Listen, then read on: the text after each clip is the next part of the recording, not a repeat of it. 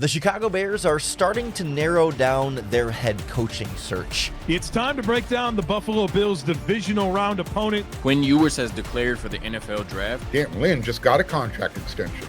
The Oklahoma City Thunder play the perfect game. The Locked On Podcast Network presents the Big 6 in 60. The 6 biggest national sports stories from the local experts of the Locked On Podcast Network. Get the real story, why it matters, what's next, who wins the big game, and more, all in 60 minutes. The Big 6 in 60 starts now with the biggest story in sports. Aaron Rodgers provides an update about his future with the Jets and his future in the NFL. You are Locked On Jets, your daily New York Jets podcast. Well, we have a number of updates today. We have some news on the Jets coaching search. We have some news on the Jets general manager search. But let's begin by talking about Aaron Rodgers, who provided what I would describe as sort of an update about his status yesterday on his weekly segment on the Pat McAfee show. So Rodgers talked about his future with the Jets and his future in the National Football League. Rodgers said, I think everyone understands it's going to come down to the GM and the coach and myself and whether we all want to do a dance together or if it's not in the cards. So, Rodgers kind of stating the obvious there. The Jets have to want him back. And a new general manager, a new coach, it's just tough for me to see a scenario where somebody new comes in and decides that they want to keep Rodgers, in part because Rodgers has been the face of the franchise the last 2 years. Literally everything the Jets have done has been with Aaron Rodgers in mind the last 2 years. And when you get new people into an organization, they want to run the show themselves. They want to do things their way. They want to be the star. A new coach wants to be the face of the organization. To an extent, a new general manager wants to be the face of the organization. They don't even want the perception that somebody else is driving it. And I feel like as long as Aaron Rodgers is here, the perception is going to be that, everything is about him, because that's the way it's been the last 2 years with the New York Jets. And, that doesn't even go into the other implications, because a new coach and a new general manager typically want to start fresh. They want to get their own people in here. Rodgers obviously is somebody they would inherit, and a new coach and general manager are typically thinking to the future. And if you bring Rodgers back, he comes with a $37.5 million price tag. You raise his dead money hit to over 60. That's over $60 million in 2026 if he retires after the season. And the idea that they brought Rodgers back last year, that's a big driver as to why Robert Saleh and Joe Douglas returned. For the reasons I mentioned, that Saleh and Douglas were just happy to have jobs. So it didn't matter if somebody else was driving the organization. Rodgers could be the number one guy there because the alternative for Saleh or Douglas would be to be gone. It's very difficult to bring in a new coach and GM and keep a force as big as Rodgers around, especially when Rodgers is so far past his prime. Rodgers also indicated he's had very limited communication with the franchise, which kind of tells you where things are. Rodgers mentioned, as far as my own decision, I've told them it's going to take some time. They have not made a decision on the GM or coach yet. Once that happens, then it will take us to the next step, which is a conversation, I'm assuming, with whoever that individual is. So Rodgers is undecided whether he even wants to continue playing. It's difficult to get into Aaron Rodgers' mind, but very possible that he's going to retire. The Jets will need a decision after they hire their coach and GM. They'll want to have this lined up before the offseason begins one way or another. But it's difficult for me to see like a coach or a GM wanting to bring Rodgers back. And, there's this school of thought out there that if you eliminate all the other stuff, all the other side stuff, that Rodgers, just in terms of football, is the best option for the Jets in 2025. There are people who say that, he's far and away the best option. One question I hear all the time is, who are you going to get who's going to play quarterback as well as him? And it just tells me that there's a disconnect between the perception of Rodgers and the reality of Rodgers right now. And I think a lot of this goes to the national media. And one of the ironies of Aaron Rodgers, if you watch him, is that he creates the perception that he's like this incredibly criticized. He's this oft criticized quarterback, that there's no player who's more criticized in the league than him. In reality, the national media is exceptionally deferential to him. The national media is very, very hesitant to criticize him at all. I mean, you can see this when you watch a game. I mean, how many times this year did Rodgers barely outrun a 300-pound defensive tackle and throw the ball away? And you hear the analyst on the game saying, wow, Rodgers' mobility looks great. I mean, there were so many times this season where I was watching something happen and Rodgers looked bad and the analyst was telling me he looks really good. And this has been true, I think, through much of his career. Now, there hasn't been much to criticize through his career. I mean, he's obviously an immortal player in the league. But there is even like the few moments where he could be criticized. It's always somebody else's fault. When Peyton Manning had one Super Bowl up until his final season, it was because Peyton Manning didn't come through in big games, according to the national media. Rodgers only having one Super Bowl is the fault of the coach and the teammates. And you see it manifest itself in so many ways. But one of the interesting things was I started comparing Rodgers' statistics to some other quarterbacks this year. So there's a quarterback in the league right now who had a better completion percentage, a better yards per attempt, a better QBR, and more yards per game. Rodgers had a better passer rating by 2 points. So Rodgers' was 90.5, and this quarterback's was 88.6. Rodgers also had a better touchdown to interception ratio than this quarterback. The mystery quarterback I'm naming is Kirk Cousins. So again, Cousins beat Rodgers in completion percentage, yards per attempt, QBR, yards per game. Their passer rating was just about equal within 2 points of each other. Rodgers had him better than on touchdowns to interceptions. Everybody thinks Kirk Cousins should be gone from Atlanta. I mean, how many times did I hear Kirk Cousins is washed up this year? I'll give you another quarterback. There's another quarterback out there who had a better completion percentage, a better yards per attempt, a better passer rating, a better QBR, a better interception rate, and the same touchdown rate. Rodgers had an average of 4 more yards per game than this quarterback. And their success rates was Rodgers 43.9 and the mystery quarterback 43.6. So almost the same success rate. The second mystery quarterback is Russell Wilson, who I think everybody in Pittsburgh wants gone. And Russell Wilson had some moments during the season, just as Aaron Rodgers had some moments during the season with the Jets, but the whole picture was not very good. And I keep seeing this online now. There's always some meme like Aaron Rodgers, quote unquote, washed, and they cite his statistics. The problem is the statistics that they cite are never very good. I mean, I just gave you the numbers there. Aaron Rodgers' season was comparable with Russell Wilson and Kirk Cousins. And this is the quarterback that's going to be impossible to replace. This is the quarterback people are saying it's going to be impossible to find somebody who will play as well as him. So you should consider bringing him back. I just named you 2 quarterbacks who very well could be gone from their teams, 2 quarterbacks who most of their fan base wants them gone, 2 quarterbacks who really, the perception was that they were just really bad. And I think sometimes the Aaron Rodgers label just leads to this misperception. The fact it's Aaron Rodgers, just leads people to think it's better than it really is. And again, I think this goes back to the national media never wanting to criticize him because this was just a bad season.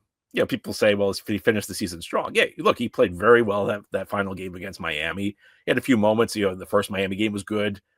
He had a good last 4 minutes against Jacksonville. It wasn't very good in the Jacksonville game. But yeah, when he faced some bad defenses, he showed he can still make plays.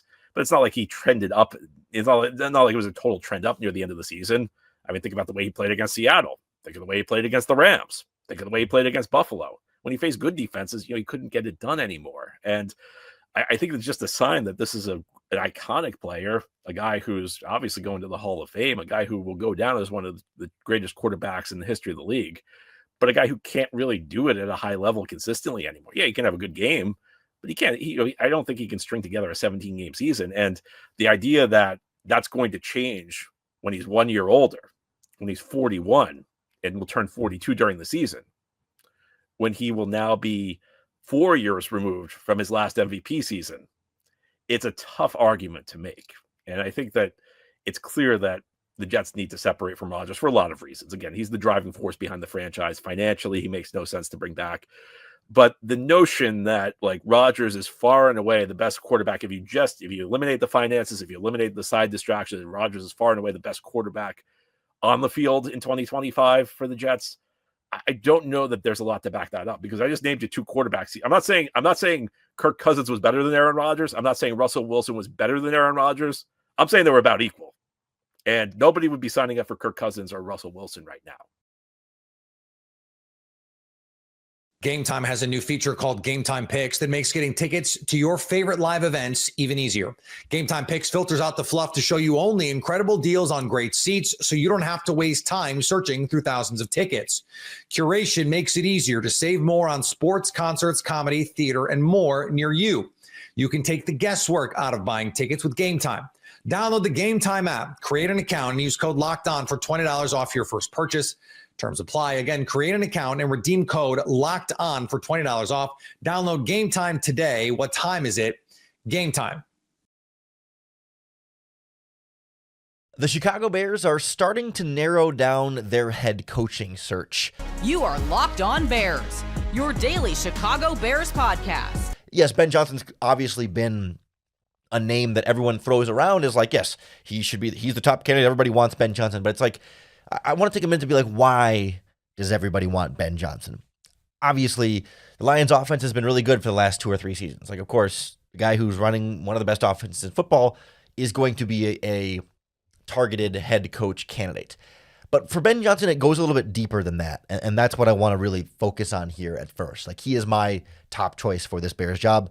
There's a pretty significant gap after Ben Johnson before we get to the next couple of candidates who we'll talk about in a little bit. But I think it's important to keep in mind not just that Ben Johnson has been successful, but how he has been successful and the path he has taken to the success that he is having right now. That I think you look across Ben Johnson's career as an NFL coach, and you see a lot of green flags that give you more confidence in him as a head coaching candidate, becoming a head coach for the first time in his career. Ben Johnson has worked under a variety of different offensive minds with different offensive backgrounds. So he's not just narrowly focused he's always been an Andy Reid guy, or he's always been a Sean McVay guy, or a Kyle Shanahan guy. Right? He's been able to dabble in different offensive philosophies, working in different offenses with different coaches and different quarterbacks along the way. And it's very impressive to me how throughout his career, the coaches that Ben Johnson worked for showed a very clear desire and value for Ben Johnson on their staffs. It's been a consistent trend over his career because Ben Johnson has only coached for 2 teams in the NFL. He started with the Miami Dolphins, then moved over to the Detroit Lions. Those are the only 2 teams he's worked for. And yet he's worked under 4 different head coaches across those teams.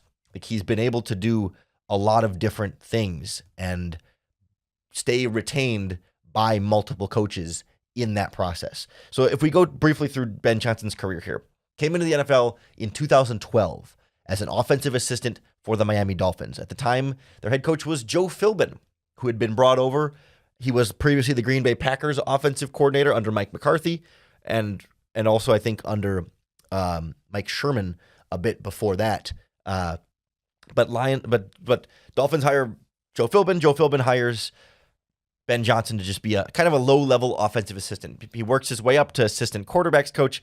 By the way, coaching with Zach Taylor, coaching with Dan Campbell on that Lions staff at that time. And in 2016, the Dolphins fired Joe Philbin, hired Adam Gase, and Adam Gase decided to keep Ben Johnson on staff. I believe he made him a wide receivers coach or assistant wide receivers coach or something along those lines. So even though Adam Gase didn't hire Ben Johnson initially, he liked Johnson enough to keep him around. And he was there for 3 years until Adam Gase got fired in 2019. Now then Brian Flores gets hired. Brian Flores doesn't retain Ben Johnson. Ben Johnson instead chooses to jump to the Detroit Lions with Matt Patricia as head coach. I think it's a misconception that Dan Campbell was the one who uncovered Ben Johnson and made him into some great offensive coordinator. Dan Campbell was not the one who brought Ben Johnson to Detroit. They worked together in Miami, but Matt Patricia brought Ben Johnson to Detroit. And he worked under Matt Patricia for those 2 seasons before Matt Patricia got fired. Dan Campbell becomes head coach. Obviously, had already worked with Ben Johnson, retained him in Detroit. Not as offensive coordinator, though, right away. First year under Matt Campbell, you might remember, their offensive coordinator was Anthony Lynn, the failed Chargers head coach. They fired Anthony Lynn after 1 season, and Ben Johnson gets promoted to offensive coordinator from there. But it's along the way, Ben Johnson worked for Joe Philbin, worked for Adam Gase, worked for Matt Patricia, worked for Dan Campbell. He worked under a lot of different coaches, worked alongside a lot of different coaches from a lot of different backgrounds here. Joe Philbin comes from the Mike Sherman, Mike McCarthy tree in Green Bay, and that was sort of the first major influence on Ben Johnson from an NFL offensive perspective. Then Adam Gase comes in. Adam Gase's background, he was with Mike McCoy in Denver as who was offensive coordinator. He was in Denver and then, of course, in Los Angeles. Mike McCoy had been around the NFL a little bit. And Gase has also spent a couple different stops working under Mike Martz. Like that's kind of the coaching tree that Gase came from there. So you're getting a couple of different flavors there. And then even in Detroit, the offensive coordinator that Ben Johnson worked under first was Darrell Bevell, who was also a Mike Sherman Packers disciple there too. So like you've seen him get these different influences. Of course, Dan Campbell is a whole other layer of offensive coaching in there. He worked under Clyde Christensen in Miami a little bit. He worked under Anthony Lynn for that year as well. Like all these different offensive coaches have been involved in shaping Ben Johnson along the way so that he's been able to sort of take bits from each one and form his own offense throughout that process. And right away, super successful with Detroit. The year under Anthony Lynn and Dan Campbell, the offense was ranked 25th. Ben Johnson takes over in 2022. They jump up to 5th. And they really didn't change the offense that much. It was still Jared Goff, Amon-Ra St. Brown, Jamal Williams, TJ Hawkinson. Went from 25th to 5th because he got Jared Goff playing a heck of a lot better, even stepped up Amon-Ra St. Brown, who was already a good player. I'll give him that.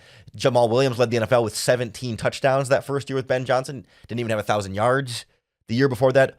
The only main difference from one year to the next besides Ben Johnson was they changed out some of the other wide receivers. They had the first year, Quintez Cephas was kind of their number 2 with Amon-Ra St. Brown. They'd signed DJ Chark and Josh Reynolds. Is that the reason they went from 25th to 5th, or is it Ben Johnson being a great coach for them? And then consistently, all 3 seasons as offensive coordinator, they've been a top 5, top 10 offense in all the major statistical categories. Then you add in that they trade away TJ Hawkinson, one of the better tight ends in the NFL. They do, send him to the Vikings, get some draft picks for him, whatever. And Ben Johnson's offense doesn't skip a beat. It helps that they hit on Sam Laporta as a draft pick for sure, but you could take talent away from Ben Johnson. They never really had a good number 2 wide receiver. Like Josh Reynolds was their number 2 wide receiver for 2 seasons. Josh Reynolds. Not a great, this is not DJ Moore, Keenan Allen, and Rome Odunze. It's Amon-Ra St. Brown and Josh Reynolds. Now Jamison Williams is stepping into a bigger number 2 receiver role and is a great dynamic threat for them. But he was great even with 1 good wide receiver, 1 good tight end, and a couple of running backs. Obviously, the Lions' investment in the offensive line was a big factor there. It was not a perfect offensive line when Ben Johnson walked in that door, though. They had injuries at left tackle. They had rotation at right guard for a while in there. They built it up over time, and they were good even before it was as great as it is now. So Johnson has been successful with less than ideal offensive skill talent. He's worked under multiple offensive backgrounds and philosophies. He's been retained by multiple head coaches. Everything along the way is the path you like to see for an aspiring head coach. Doesn't guarantee that he's going to be a great head coach, but gosh, he checks all of the other boxes along the way of a guy that every coach has wanted to have him on their staff, and the Bears should want to have Ben Johnson as their head coach. He is clearly the number 1 candidate, but he's also the number 1 candidate for a team like the Las Vegas Raiders. A lot of teams want to hire Ben Johnson, and there's no guarantee that the Bears get the guy who I think is their number 1 candidate. It's time to break down the Buffalo Bills divisional round opponent. You are Locked On Bills, your daily Buffalo Bills podcast. Well, folks, welcome in. You know what the drill is. We got to get ready, fully ready, for Bills-Ravens Sunday Night Football. Winner goes to the AFC Championship game. So today is the full primer. I'm going to break down the matchup of the Bills offense against the Ravens defense, the Bills defense against the Ravens offense, give you the keys to victory, and also touch on special teams. So, of course, as you know, divisional round matchup, Bills-Ravens, Sunday, January 19th, 6:30 p.m. Eastern Time at Highmark Stadium in Orchard Park, New York. The game will be broadcasted on CBS. Jim Nantz on the play-by-play. Tony Romo, the game analyst, Tracy Wolfson, and Jay Feely are your sideline reporters. This will be the 13th all-time meeting between the Bills and Ravens, and the Bills have a 5-7 record all-time against Baltimore. Sean McDermott is 2-2 as head coach of the Bills versus the Lamar Jackson Ravens. Of course, the last meeting, 35-10 win for the Ravens over the Bills in Week 4. The time before that, a Bills win in Baltimore, 23-20 in 2022. Then you have the playoff win, divisional round playoff win. People forget this. This game happened in 2020. The Bills won it 17-3, went to the AFC Championship game. And then in 2019, Baltimore won 24-17. The Bills enter this game 14-4. The Ravens are 13-5. They're 13 wins. The Cowboys, Bills, Bengals, Commanders, Bucks, Broncos, Bengals twice, Chargers, Giants, Steelers twice, Texans, and Browns. There are 5 losses to the Chiefs, Raiders, Browns, Steelers, and Eagles. Head coach of the Ravens, John Harbaugh, 62 years old. He's in his 17th season as Baltimore's head coach. He has a record of 172 and 104, 12 playoff seasons, 6 division titles, 4 appearances in the AFC Championship game. The quarterback, Lamar Jackson, he's 28 years old, first-round pick, number 32 overall in 2018 out of Louisville, 6'2", 205 pounds, obviously extremely athletic, has started 94 career games to this point. The Ravens are 70-24 in those starts. In 2024, he completed 67% of his passes, 245 passing yards per game, 41 passing touchdowns, 4 interceptions, and a passer rating on the season of 119.6. Let's get into his advanced metrics. EPA per dropback, number 1 in the NFL at plus 0.3. 13% of his throws go deep, which is 20 yards or more down the field. That is 7th highest in the NFL. Yards after catch is middle of the pack. 50% of his yards come after the catch. That is 16th. He goes to his first read 62% of the time. That is 26th. Throws a catchable ball on 75% of his dropbacks. That's in the middle there, 15th. He's off target on 17% of throws, which is 20th. Turnover-worthy throws, this is pretty remarkable. Only 1.2%, first in the NFL. He's making a lot of plays, and he's not putting the ball in harm's way pretty much ever. Drop rate is 3.6%. That is 10th. He's pressured on 36% of his dropbacks. That is 6th highest. And that's a little bit like Josh Allen, where there's a high pressure rate on the quarterback, but it's not necessarily because the pass protection. It's just you're dealing with a quarterback that can play outside of structure, and they have a tendency at times to hold onto the ball and then get free and extend play. So the pressure rates for guys like Lamar Jackson and Josh Allen tend to be a little bit higher, and they don't quite tell the story of, you know, how good a team is in pass protection. Just like Josh Allen, he's very good at not allowing pressure to turn into sacks. 11.8% of pressure results in a sack against Lamar Jackson. That's 3rd lowest in the NFL. Play action's a big part of the recipe. 29% play action rate, 9th highest in the NFL. Screens, they run those 11.5% of the time. That is 15th in the league.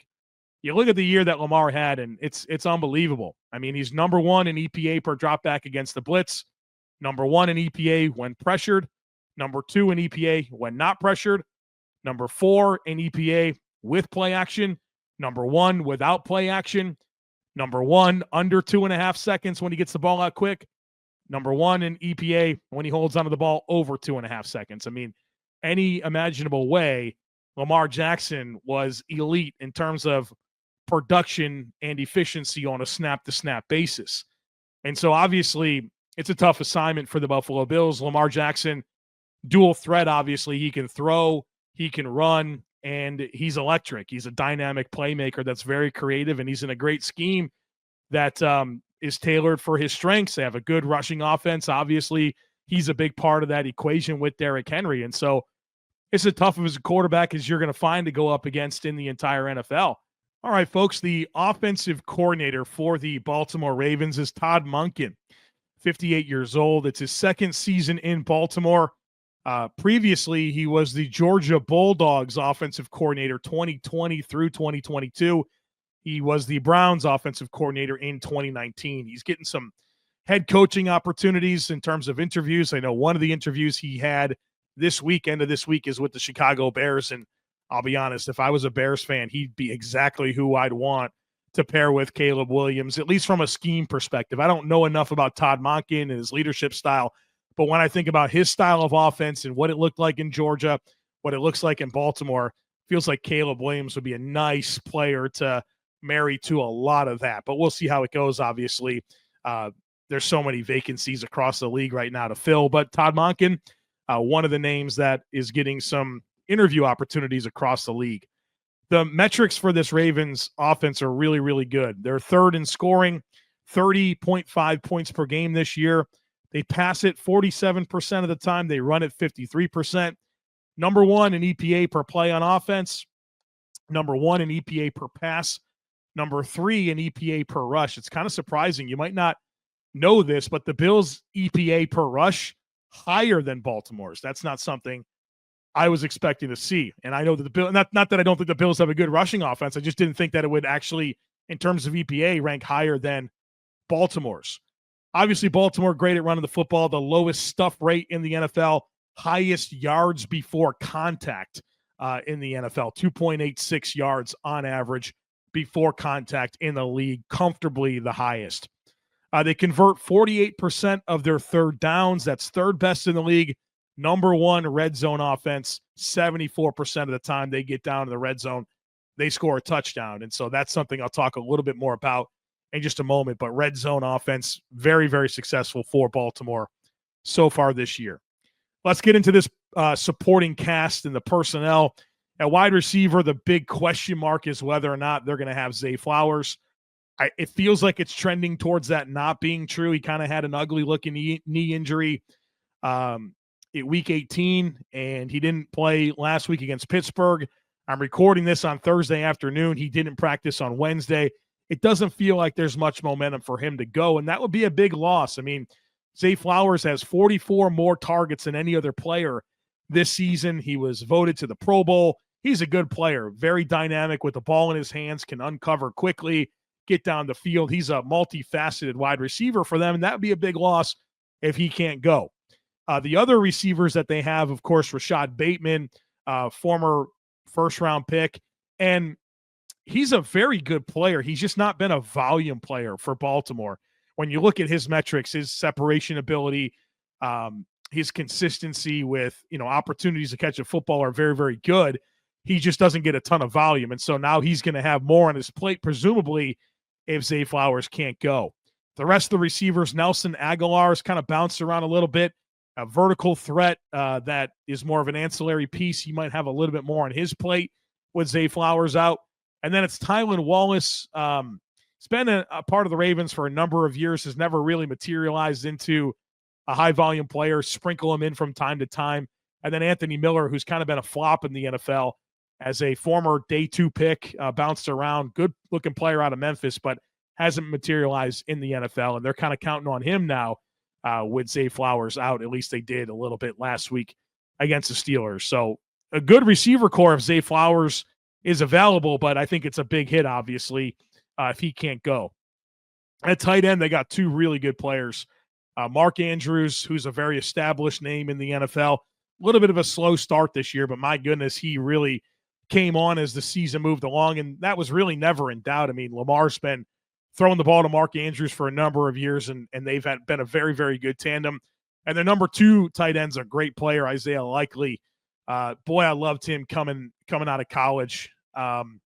Very talented receiver, and he was obvious when you watch his college tape. He just didn't test as well as I think a lot of people expected, but my goodness, he can play.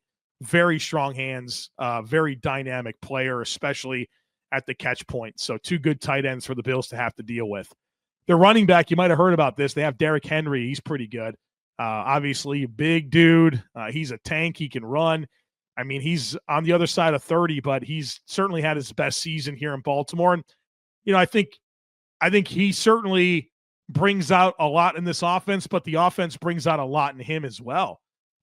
He wasn't producing like this his last few years in Tennessee, but I think when you pair him with Lamar Jackson in that backfield and they can play off of each other, I mean, that's just a lot to deal with. And so for as much as Derrick Henry elevates this Baltimore offense, I think the Baltimore offense elevates him as well. It's a really lethal backfield combination of Lamar Jackson and Derrick Henry. I mean, Derrick Henry over 1,900 rushing yards this season. His running mate back there is Justice Hill.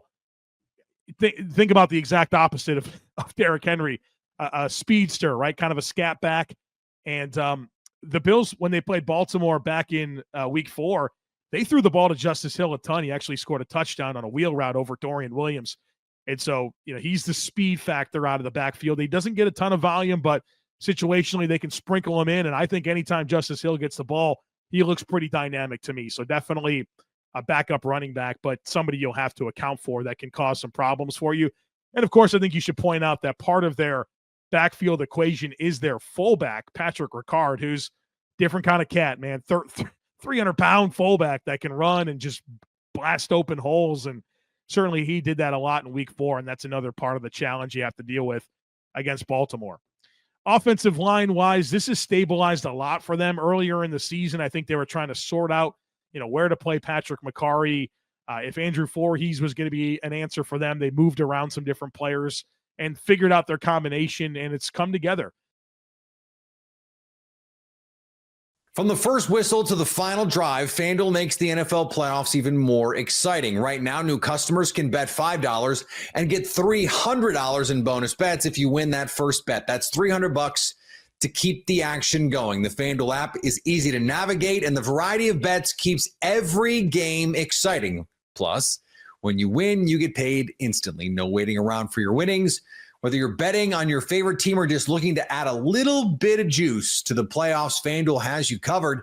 It's going to be a scoring barrage in Detroit on Saturday night. FanDuel has the total for the Commanders-Lions game set at, oh my goodness, 55.5. That's a Big 12 line. Holy cow, 55.5. Just visit FanDuel.com to join today and get started with $300 in bonus bets. That's FanDuel.com. Make this playoff season unforgettable with FanDuel, an official sportsbook partner of the NFL. Quinn Ewers has declared for the NFL draft. You are Locked On Longhorns, your daily podcast on the Texas Longhorns. Part of the Locked On Podcast Network, your team every day. So you look at Quinn Ewers, and he has entered the NFL draft. And my initial reaction to that, we knew he was entering the draft, right? But, my initial reaction to that was like, damn. Because I feel like in this era of college football, a lot of times now, it's just so rare to see a 3-year starter at a university, right? Like Quinn Ewers has been our starter for 3 years. And that's so rare. Nowadays, you're seeing quarterbacks come in starting for 1 year, or they've sat on the bench and they only get 1 year of opportunity. He was our starter for 3 years.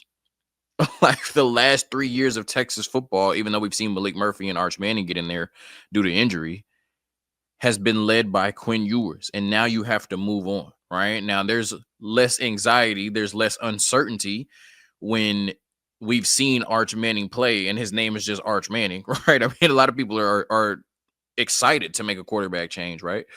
But it's just the fact that, like, how rare is it to see a quarterback start for 3 years? Like I started this podcast in 2022.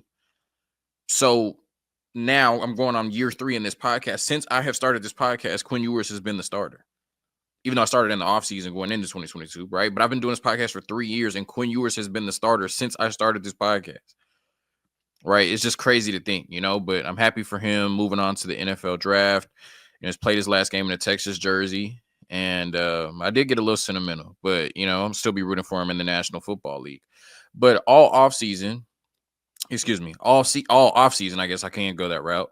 Quinn Ewers is a Heisman favorite, first round pick. And I thought that he had a really good season, but, in the biggest moments against the best teams, we did see some of Quinn Ewers' biggest flaws come out, right? In terms of just that pocket presence, not being mobile, being turnover prone at the wrong times. It felt like in the big games against Georgia and Ohio State, Quinn Ewers couldn't make that play to get you over the hump, And because of that, and because we're Texas fans and we watched every single snap that Quinn Ewers played, and then just a lot of people watched him in the big games there, he couldn't get it done. There was this kind of narrative over the course of the season that, he's falling out of the first round, right? He doesn't look like a first round pick. And you look at a lot of mocks now compared to at the beginning of the season, they had him in the first round and now they have him in the second round. So generally, I do think that Quinn Ewers over the year, his draft stock fell more than it rose. But I still think that Quinn Ewers will be a first round pick. And I really got this idea from the segment from Steven from Fanatic Perspective,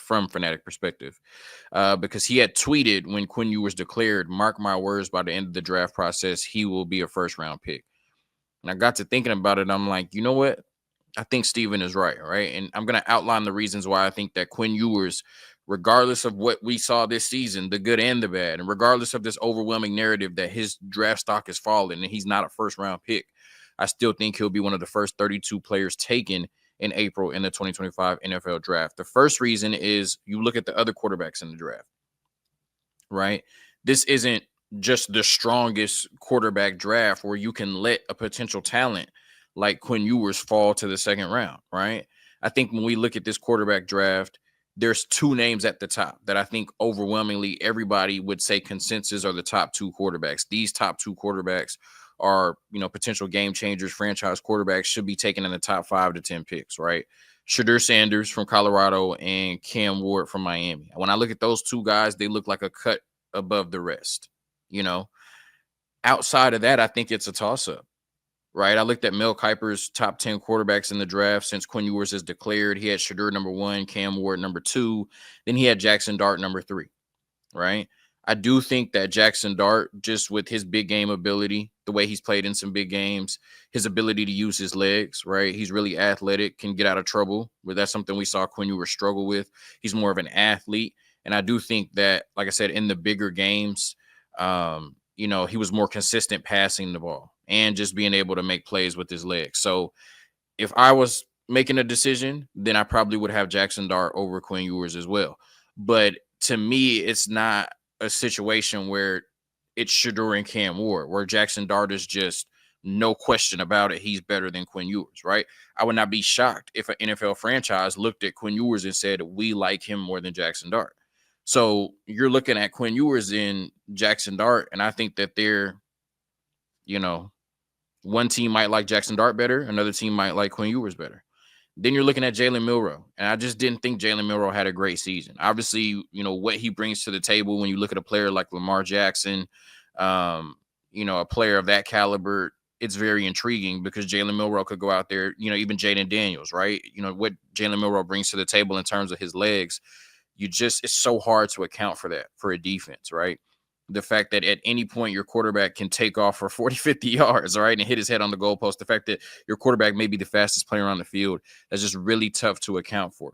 But I just didn't think that Jalen Milroe had a great season. And for me, it would be tough to take a player like Jalen Milroe and just have the utmost confidence that he'll turn into a good enough passer to win games in the National Football League. I think most evaluators would look at Quinn Ewers as a safer bet, even without the athleticism, over Jalen Milroe. So the point is that outside of Shedeur and Cam Ward, Quinn Ewers has an argument to be the third best quarterback in this draft.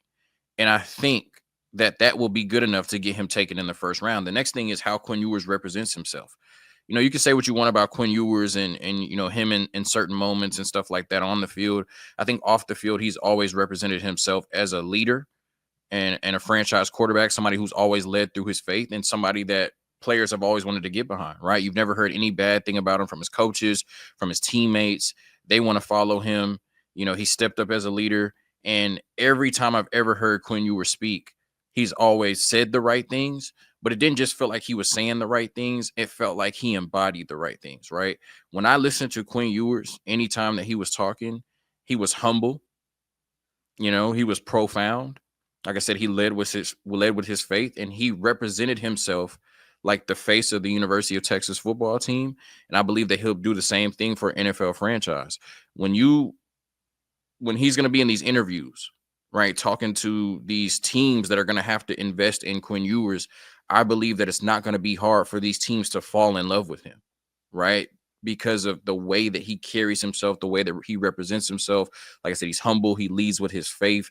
He really, to me, is going to be able to sell to these NFL franchises that he can be a franchise quarterback. He's willing to learn. He's going to come in and do whatever it takes to be the best player that he can be, right? We saw that over the course of his career at the University of Texas, growing as a leader, getting more in shape compared to what we saw in 2022, cutting the mullet, right? Becoming more of a professional. And I think that attitude is going to go a long way with NFL evaluators. The next thing is his ability to make throws in shorts, right? Like, at the combine, at the pro day, he's not going to have the Ohio State defensive line chasing him, right? He's not going to have the Georgia defensive line chasing him. He's going to be in shorts making those throws with that, revered arm talent that we've heard about for years with Quinn Ewers before he even got to Ohio State, from South Lake Carroll, from even before South Lake Carroll, right? If you're talking about quarterbacks being able to make throws in shorts, Quinn Ewers is going to be up there with the best of them, right? Obviously, like I said, when we saw, the Georgia and the Ohio State defensive line chasing him, Quinn Ewers wasn't at his best. But over the course of this draft process, he's going to be in shorts, throwing routes on air. And there are few quarterbacks that can look prettier throwing the ball than Quinn Ewers, especially in shorts. And I think that, over the course of the offseason, over this draft process, pro day, combine, things like that, he's going to really wow NFL evaluators with the type of throws that he can make, right? And somebody's going to say, because all it takes is one, somebody's going to say, if we get him into our program with the type of throws that he can make, we can make him into one of the best quarterbacks in the National Football League. And then I think there's enough NFL teams that need a quarterback that would make Quinn Ewers a first-round pick, right? Supply and demand. When you look at it, I think the Raiders absolutely need a quarterback, right? Between Gardner Minshew and Aiden McConnell, I don't think either one of those are the answer. The Browns, Deshaun Watson, whatever's going on with him, and then you got Jameis Winston, they need a quarterback. The Titans, I know they're not sold on Will Levis, nor is anybody probably outside of Will Levis's family. The Jets, who knows if Aaron Rodgers will ever play football again? And even if he does, he's only 40. He's only 40. He's already 40, going on 41. So, he probably has 1 year left at best. And he didn't look good this last year that he played. It's probably time for them to move on. The Giants, we know they're in the market for a quarterback. The Saints, they need a quarterback. Those are the ones that definitely need one, right? That's 6 teams right there. I would assume that more than just 2 of them are going to take a quarterback, maybe more than just 3, which I think if 4 quarterbacks are taken in the first round of the NFL draft, Quinn Ewers will absolutely be one of them, no doubt in my mind. Then I look at it, the Steelers and the Colts, right? The Steelers have Russ and Justin Fields, but maybe they look at it and say Quinn Ewers can be different than both of them. But that's a big if. And then the Colts, they just took Anthony Richardson in the first round a couple of years ago. That doesn't look like it's working out. Are they ready to move on? Maybe, maybe not. I wouldn't be super shocked. Nonetheless, there's enough going in Quinn Ewers' favor that I think in this draft, where he's arguably the 3rd best quarterback in it, he will still be a first-round pick in April. Gametime has a new feature called Gametime Picks that makes getting tickets to your favorite live events even easier. Gametime Picks filters out the fluff to show you only incredible deals on great seats, so you don't have to waste time searching through thousands of tickets. Curation makes it easier to save more on sports, concerts, comedy, theater, and more near you. You can take the guesswork out of buying tickets with Gametime. Download the Gametime app, create an account, and use code LOCKEDON for $20 off your first purchase. Terms apply. Again, create an account and redeem code LOCKEDON for $20 off. Download Gametime today. What time is it? Gametime. Dan Lynn just got a contract extension. You are Locked On Trojans, your daily podcast on the USC Trojans. Part of the Locked On Podcast Network, your team every day. That was a huge collective sigh of relief from the USC Trojan family. USC defensive coordinator Dan Lynn, they came to an agreement. New contract extension. He's going to remain with the Trojans. I cannot emphasize enough how huge, how big of a move this is for USC and Lincoln Riley. The stability and a guy who knows how to, coach up whatever he has on the roster. Dan Lynn has proved that he can walk into 2 different programs and he can fix it overnight. He did it at UCLA in 1 year, did the same thing at USC in the next year. This was Coach Lynn's first season at USC in 2024. Prior to that, he was at UCLA in 2023. Again, the fact that Coach Lynn is coming back is a huge, it's significant. Last year, USC's defense gave up just 337 yards per game.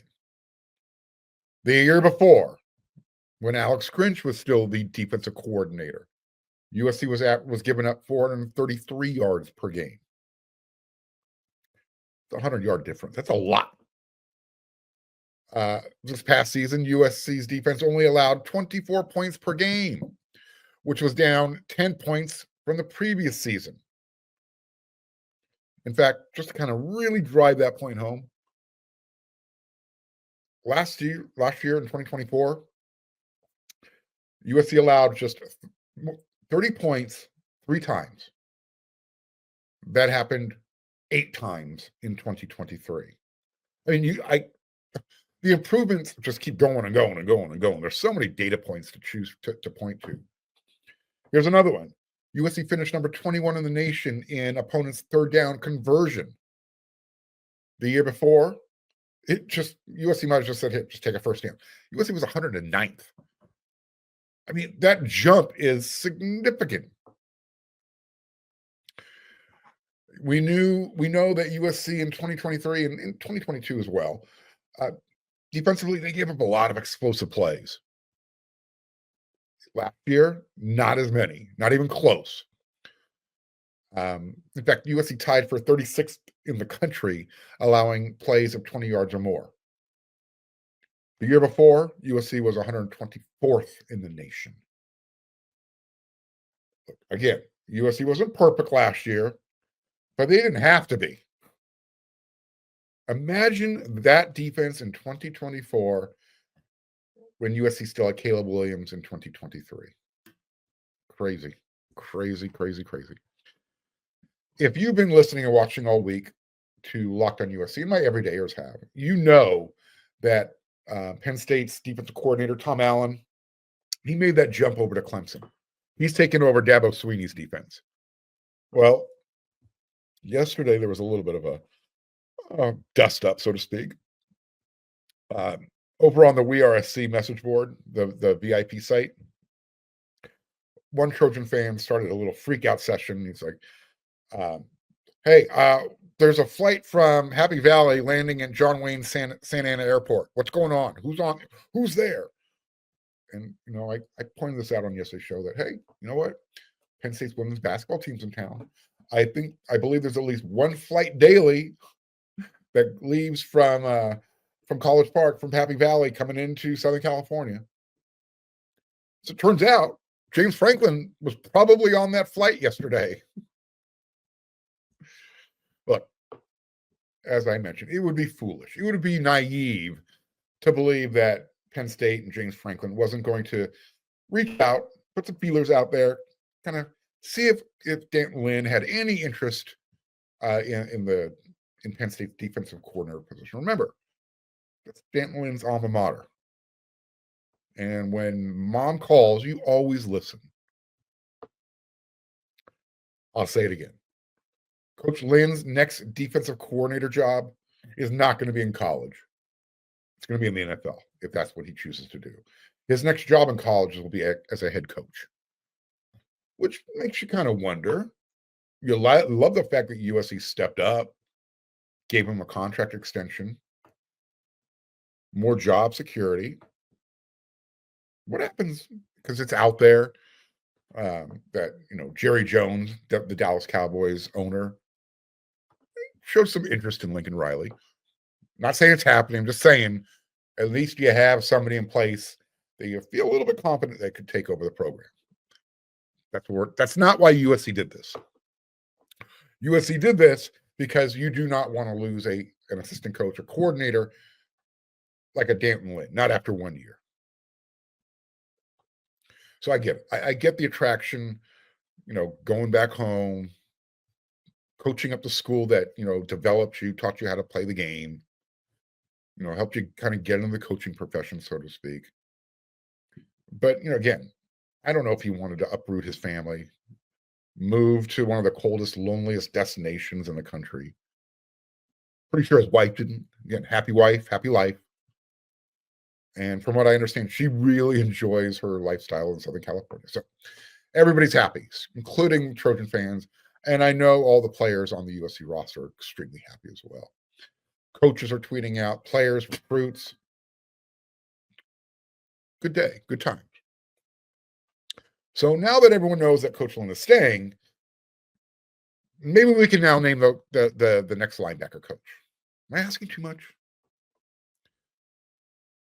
USC coaching staff, let's just stay on this tangent. They were out there. So Coach Lynn, contract extension, and USC's assistant coaches there were out and about. They were doing photo bombs all over campus, high school campuses, specifically Mater Dei High School. Yeah, they were hanging out at Mater Dei the other day. I remember one of the low-key fan outrages last year. There were some USC fans who were really irritated, really irate with Lincoln Riley because he did not attend the Mater Dei versus St. John Bosco high school football game.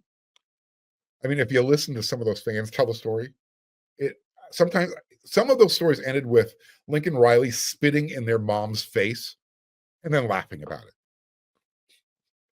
I'm being a little hyperbolic, but you get the point, right? Well, Mater Dei held an open house type of event this week, and a handful of the Power 4 programs sent coaches, and they all ended up taking a group photo together. In this particular group photo was Penn State's James Franklin. USC sent 5 representatives. You had Zach Hansen, you had Sean Nua, you had Doug Belt, you had Eric Henderson, you had Luke Heward. That's good representation, right? You're showing Mater Dei that you care. I mentioned James Franklin was there from Penn State. It wasn't a total waste of a trip to Southern California. So again, what made Franklin's appearance in that picture so intriguing to everybody was that was going to be his opportunity, to come to California and convince Coach Lynn, come home, I need you. Didn't work. Well, at least Coach Franklin will have, some pictures to remind him of his trip to Southern California in 2025. So what do you think, everyone? You happy now? USC retained their defense coordinator. That might be the biggest pickup so far of the offseason. It's not 700 pounds of Jamal Jarrett or Keyshawn Silver. Still, it's a pretty big pickup. And it's more about retention. This is, if there was one coach on this staff that USC could not afford to lose, that was the guy, Coach D'Anton Lynn. So there you have it. Good news. Coach Lynn's coming back, keeping that stability. You got all that talent that's returning. You're bringing in more talent. We saw how good USC's defense was in 2024. They were learning the system, and they got better as the season went along. I'm looking for an even more improvement in year 2. And if that happens, USC fans, might be a good season. From the first whistle to the final drive, FanDuel makes the NFL playoffs even more exciting. Right now, new customers can bet $5 and get $300 in bonus bets if you win that first bet. That's $300 to keep the action going. The FanDuel app is easy to navigate, and the variety of bets keeps every game exciting. Plus, when you win, you get paid instantly. No waiting around for your winnings. Whether you're betting on your favorite team or just looking to add a little bit of juice to the playoffs, FanDuel has you covered. It's going to be a scoring barrage in Detroit on Saturday night. FanDuel has the total for the Commanders-Lions game set at, oh my goodness, 55.5. That's a Big 12 line. Holy cow, 55.5. Just visit FanDuel.com to join today and get started with $300 in bonus bets. That's FanDuel.com. Make this playoff season unforgettable with FanDuel, an official sportsbook partner of the NFL. The Oklahoma City Thunder play the perfect game. You are Locked On Thunder, your daily Oklahoma City Thunder podcast. Part of the Locked On Podcast Network, your team every day. We're talking about the Thunder getting a big win over the Cleveland Cavaliers. At one point, the Thunder led by 42 points. They end up winning 134-114 without Chet Holmgren, without Isaiah Hartenstein, and solidifying the biggest win of the season, albeit technically the smallest win of the season with their small ball lineups. But when you look at this game, I picked the Thunder to lose this game both on Locked On Thunder and on Thunder on SI. And the reality was, on both of those platforms, I mentioned for the Thunder to win this game, it's not impossible. The path to victory is there. It's just so difficult to reach that path that it's hard to predict it to happen, and that they were still going to be great without Hartenstein. But in this particular matchup, it's going to be very difficult. But the Thunder played the absolute perfect game. They took this roster and got the absolute most out of it to win this game. And there's a few different reasons for that. So let's just go over from yesterday's podcast, which had a lot of people hooting and hollering, right? By the way, those same people never to be found whenever I pick the Thunder to win and they lose to the Wemby-less Spurs, but alas. So in the first half, the Thunder shot 57.9% from three and blew out Cleveland. What did I say on yesterday's show? They need an outstanding, otherworldly shooting game. Check. When the game was in the balance, check. Now they only finish with 34% from three. They played a ton of garbage time. Adam Flagler could not stop shooting the basketball in the fourth quarter. I don't blame him for that, but it did mess with the percentages. So that's a check mark right there. They needed Shea to have an MVP level game and go for 40 to 50. He went for 40 in three quarters. Had this game actually been in the balance, you easily could have seen him going for 50. So let's call that a check mark as well. You needed Jalen Williams to be big in this game, and I believe he was. I mean, again, the box score is not going to be indicative of how great that J-Dub was. It was only 19 points on 57% shooting, but the defense was just outstanding. 3 steals, 2 blocks. So that's a big check. And then you had to get another game. Like whenever you're talking games, you're talking the Isaiah Joe 8 games in the Garden. You're talking Aaron Wiggins going off against New York in the Paycom Center. You had to get an outlier game, for lack of a better term. You got 3 of them. I mean, you got a 6 for 9 shooting game from Lou Dort. Big game Lou continues to be there. You got a 4 for 7 shooting game from Isaiah Joe, making 57% of his threes. You had Brandon Carlson go 3 for 6 from 3 and just enter the game in the first quarter. And in that first quarter alone, get 6 points, 2 for 2 from beyond the arc.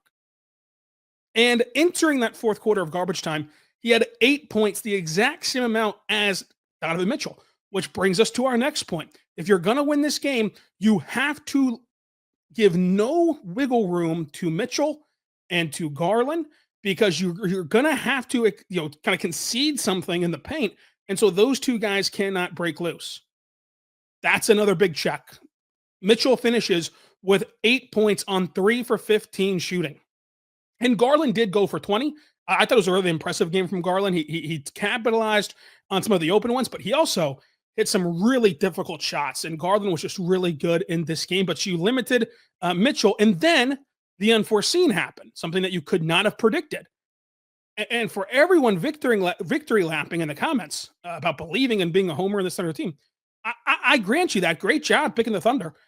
No one would have guessed that Jared Allen played 16 minutes and that Evan Mobley played 18 minutes in this entire game. Now, some of that is garbage time, but not so fast, my friend. For comparison's sakes, what happened in this game was the Thunder deserve a ton of credit for dictating the terms and conditions of this game. When everybody knew what was going to happen, they were going to have to play small. They forced Cleveland into going small. How did they do it? They sped up Cleveland. They got them rushed, and they got them into turnovers. They scored 30 points off of turnovers. And Cleveland felt like, okay, like kind of in a sense of panic where the Thunder can overwhelm you. Okay, well, we've got to go small for small. That way we're athletic across the board, and we can also kind of negate some of this stuff in transition. And last week in the first half, Mobley and Allen played 16 minutes in the first half alone. Total tonight, Mobley and Allen played 18 and 16. In the first half of this game, those 2 guys, they had over 16 points on Wednesday. These 2 guys have 13 minutes, 13 minutes tonight after being over 16 minutes on Wednesday. They just took them out of the game. They tried to go small and match the Thunder, but guess what? There's no other team in the league designed to play small ball the way Oklahoma City is. They're legitimately built for it. So when you try to play their game, there's nothing you can do. Like, you've lost at that point. It's the same thing that happened to Willie Green in the playoffs. It's the same thing that's happened to many coaches. The only coach who's been disciplined enough to not go small is Jason Kidd, but that's a very unique set of circumstances because Jason Kidd, of course, he has 2 bigs who you're going to play for 48 minutes no matter what. There's not really another option. They tried to go small, Cleveland did, and it just did not work. And on the flip side of all of that, like to put a bow on all that, The Thunder did what they had to do. The Thunder executed to an extremely high level, and Cleveland did not. Cleveland kept kicking the ball left, right, and center, 21 turnovers. They only shot 31% from three. And they just had no rhythm to their offense. They had no sense of groove, no sense of purpose. I mean, in that first half, when they're still trying to make a run, they shot 8 for 20 from three. They made 43% of their shots. It was over. It was over. So the Thunder deserve a lot of credit for doing everything right. The checklist that we laid out yesterday on this show, they executed it to a T. I don't know how many more times you can get their perfect game if you just kept playing this game over and over again, but all you needed it for was tonight. And they won. And that's the making of this team. I think that the only takeaway, I told you yesterday that like this game, just based on the makeup of the Thunder, it couldn't really give you a massive takeaway because they don't have Chet, they don't have Hartenstein, and like there's no scenario where this team reaches their apex without those two guys. But the thing about this team that you have to appreciate is their ability to answer the call and adapt. You can close your eyes right now and think of a lot of teams around the NBA, particularly one in Phoenix and many others, that if they went into a game with on paper this much of a mismatch, this much of a kind of tilted affair, they wouldn't have even shown up. They wouldn't have even competed. But you can trust this Thunder team to compete night in and night out, just like we said yesterday, and they went and got the win. And shout out to the crowd. I mean, the crowd was incredible. The crowd was into it from the word go, and it sounds silly because the Thunder fans are always great, but like it just felt, sitting there, that the fan base knew this team needs some extra oomph behind it. And they delivered. They delivered on the court. They delivered off the court. And the Thunder get their biggest win of the year. I know that they just beat Boston. I get it. And I still would consider Boston a better title contender than Cleveland. I think that all three teams are in tier one. But if you had to then rank tier one, I think you'd go, with Boston and Oklahoma City ahead of Cleveland.